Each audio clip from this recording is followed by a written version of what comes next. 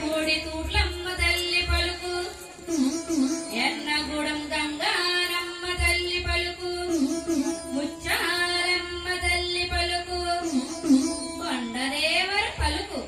పలకరేమ్మ పలుకు నాకు మంచి వాక్కు ఎవరే ఓయమ్మ ఏమిటి అట్లా ముద్దుముట్టుకుంటున్నావు చూసావటే సంగి చూస్తూనే ఉండా 10 రోజుల నుండి అమ్మాయి గారి పరిస్థితి ఇది మనసులో లేదు మనిషి లోకంలో ఉండదు తిండి తినదు నిద్రపోదు ఏమిటో చెప్పవే సంగి అట్లా అడగవే తల్లి చెబుతాను ఒంటిలో పుట్టిన నలత గురించి అడుగుతుంటావంటే మనసులో పుట్టిన మమత గురించి అడుగుతుంటావంటే బొట్టు మమతేనే చిన్నమ్మి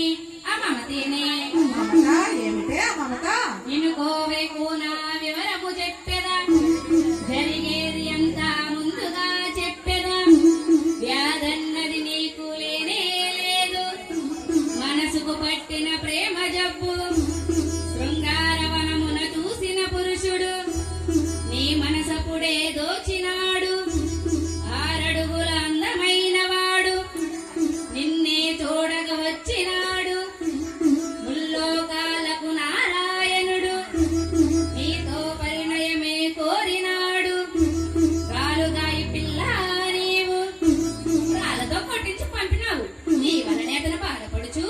నిన్నే తలుచుచూ ఉన్నాడు ఆది దేవుడు అతడే కాదా శ్రీనివాసునిగా వచ్చినాను నీ పరిణయమే తప్పక జరుగు నీ దిగులంతా తీరిపోవును ఆకాశరాజుదే జన్మమే ధన్యము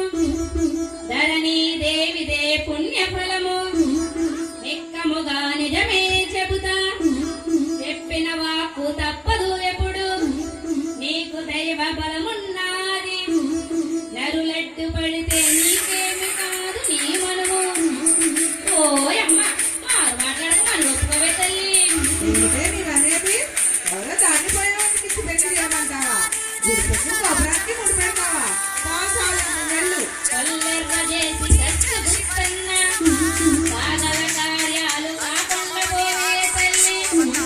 నీ నలుసు కోరిక తప్పక నెరవేరుతాది నీ బిడ్డ వరించేది దారిన పోయేవాడు కాదే తల్లి